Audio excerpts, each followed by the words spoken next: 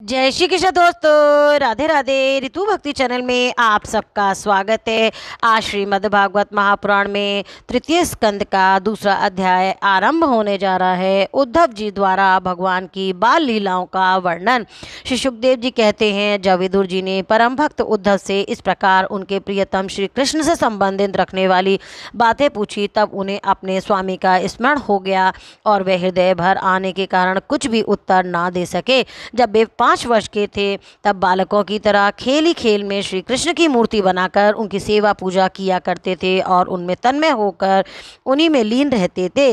अब तो दीर्घ काल से उन्हीं की सेवा में रहते रहते ये बूढ़े हो चले हैं। अतः विदुर जी के पूछने से उन्हें अपने प्यारे प्रभु के चरण कमलों का स्मरण हो आया।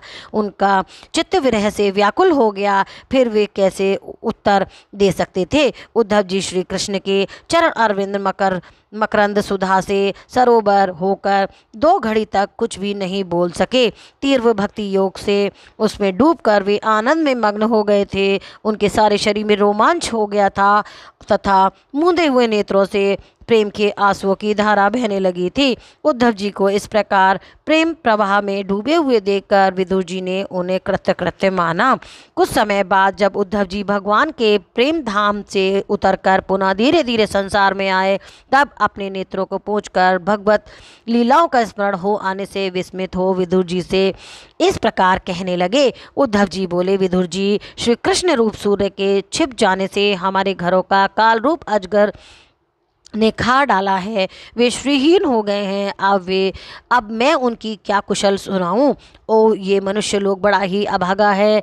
इसमें भी यादव तो नितांत भाग्यहीन हैं, जिन्होंने निरंतर श्री कृष्ण के साथ रहते हुए भी उन्हें नहीं पहचाना। जिस तरह अमृत में चंद्रमा के समुद्र में रहते समय मछलियां उन्हें नहीं पहचान सकती हैं, यादव लोग मन के भाव को तोड़ने वाले बड़े समझदार और भगवान के साथ एक ही स्थान पर रहकर क्रीड़ा करने वाले थे, तो भी उन सब ने समस्त विश्व के आश्रय सर्व अंतर्यामी श्री कृष्ण को एक श्रेष्ठ यादव ही समझा। किंतु भगवान की माया से मोहित इन यादवों और इनमें व्यर्थ का बैर उठाने वाले शिशुपाल आदि की अवहेलना और निंदा सूचक वाक्यों से भगवत प्राण महाअनुभवों की बुद्धि भ्रम में नहीं पड़ती थी। जिन्होंने कभी तप नहीं किया, उन लोगों को भी इतने दिनों तक दर्शन देकर अब उनकी दर्शन लालसा को तृप्त किए बिना ही वे भगवान श्री कृष्ण अपने त्रिभुवन मोहन श्री विग्रह को छिपाकर अंतर्ध्यान हो गए हैं और इस प्रकार उन्होंने मानो उनके नेत्रों के ही छीन लिया है। भगवान ने अपनी योग माया का प्रभाव दिखाने के लिए मानव लीलाओं के योग जो दिव्य श्री विग्रह प्रकट किया था, वे इतना सुंदर था कि उसे देखकर सारा जगत तो मोहित हो ही जाता था। वे स्वयं भी विस्मित हो जाते थे। सौभाग्य और सुंदरता की पराकाष्ठा थी उस रूप में। उसमें आभूषण भी विभूषित हो जाते थे। धर्मराज युधिष्ठिर के राष्ट्रीय यज्ञ में जब भगवान के उस नयन अभिराम रूप को लोगों की दृष्टि पड़ी थी, तब त्रिलोक ने यही माना था कि मानव सृष्टि की रचना में विधाता की जितनी चतुराई है, सब इसी रूप में पूरी हो गई है। उनके प्रेम पूर्ण हास्य विनोद और लीला में चितवन से सम्मानित होने पर ब्रज बालाओं की आंखें उन्हीं की ओर लग जाती थीं और उनका चित्त भी ऐसा तल्लीन हो जाता था कि वे घर के काम धंधों में अधूरा छोड़कर छठपुतलियों की तरह खड़ी रह जाती थी। चराचर जगत और प्रगति के स्वामी भगवान ने जब अपने शांत रूप महात्मा को अपने ही घोर रूप असुरों से सताए जाते देखा, तब वे करुणा भाव से द्रवित हो गए और अजन्मा होने पर भी अपने अंश बलराम जी के साथ काष्ठ में अग्नि के समान प्रकट हुए। अजन्मा होकर भी वासुदेव के यहाँ जन्म लेने की लीला करना, सबको अभय देने वाले होने पर भी मानो कंस के भय से वज्र में जाकर छिप रहना और अनंत पराक्रमी होने पर भी काल यवन के सामने मथुरापुरी को छोड़कर भाग जाना, भगवान की ये लीलाएं याद आकर मुझे बेचैन कर डालती हैं। उन्होंने जो देवकी वासुदेव की चरण वंदना करके कहा था कि पिताजी माताजी, कंस का बड़ा भय रहने के कारण मुझसे आपकी कोई सेवा ना बन सकी। आप मेरे इस अपराध पर ध्यान न देकर मुझ पर प्रसन्न होइए। श्री कृष्ण जी की ये बातें जब याद आती हैं तब आज भी मेरा चित्त अत्यंत व्यथित हो जाता है। जिन्होंने काल रूप अपने भ्रकुटी विलास से ही पृथ्वी का सारा भार उतार दिया था, उन श्री कृष्ण के पद पराग का सेवन करने वाला ऐसा कौन पुरुष है जो उसे भूल सके।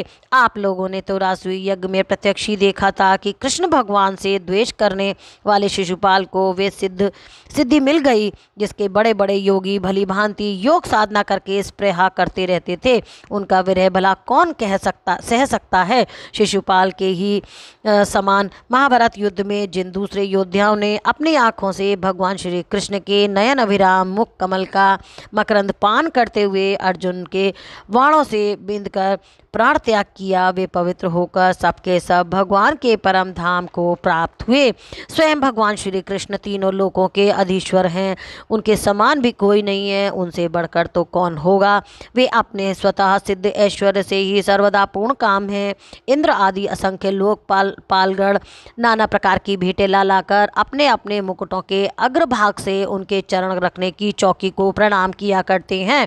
विदुर जी वे ही भगवान श्री कृष्ण राज सिंहासन पर बैठे हुए उग्रसेन के सामने खड़े होकर निवेदन करते हैं, देव हमारी प्रार्थना सुनिए। उनके सेवा भाव की याद आते ही हम जैसे सेवकों का चित्त अत्यंत व्यथित हो जाता है।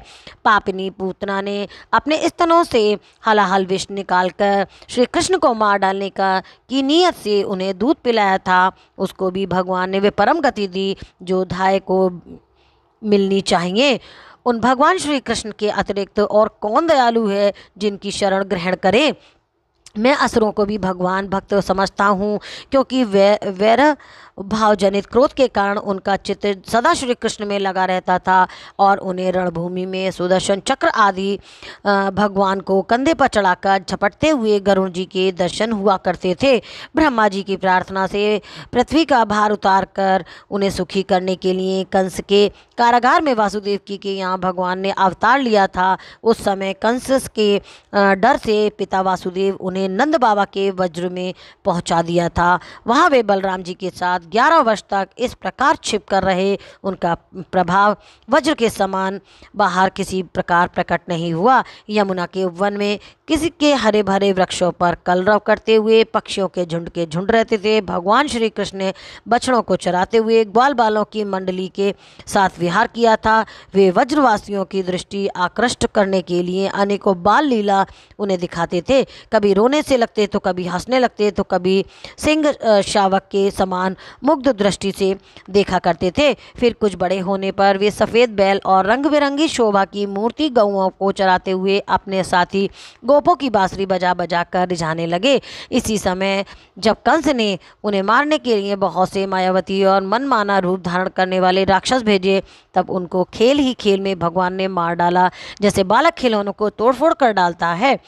कलिया नाग का दमन करके विष मिला हुआ जल पीने से मरे हुए ग्वाल बालों को गौओं को जीवित कर उन्हें कली दह का निर्दोष जल पीने की सुविधा कर दी। भगवान श्री कृष्ण ने बड़े हुए धन का सव्यय कराने की इच्छा से श्रेष्ठ ब्राह्मणों के द्वारा नंद बाबा से गोवर्धन पर्वत पूजा गोप यज्ञ करवाया। भद्र इससे अपना मान भंग होने के कारण जब इंद्र ने क्रोधित होकर वज्र का विनाश करने के लिए मूसलाधार जल बरसाना आरंभ कर दिया, तब भगवान श्री कृष्ण ने करुणावश खेली खेल में छत्ते के समान गोवर्धन पर्वत को उठा लिया और अत्यंत घबराए हुए ब्रजवासियों की तथा उनके पशुओं की रक्षा की। संध्या के समय जब सारे वृंदावन में शरद के चंद्रमा की चांदनी छिटक जाती, तब श्री कृष्ण उसका सम्मान करते हुए मधुर गान गाते और गोपियों के मंडल की शोभा बढ़ाते हुए उनके साथ रस विहार करते। इति श्रीमद्भागवते महापुराणे पारमहंसाय संहितायां तृतीय स्कंदे विदुरोद्धव संवादे द्वितीय अध्याय संपन्न। बोल कृष्ण भगवान की जय। ओम नमो नारायण भगवते वासुदेवाय नमः।